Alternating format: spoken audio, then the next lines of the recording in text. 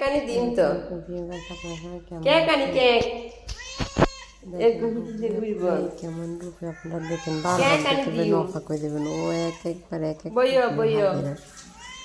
কিন্তু অপু বিশ্বাস নামে এগুলো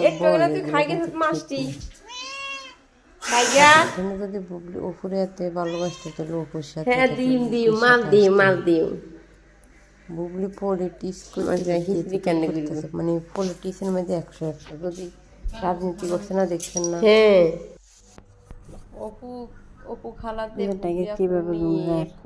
সমালোচনা করে শাকিব খানের বাচ্চারে নিয়ে ঘুরে তো তাই মিথ্যা কথা বলে কয়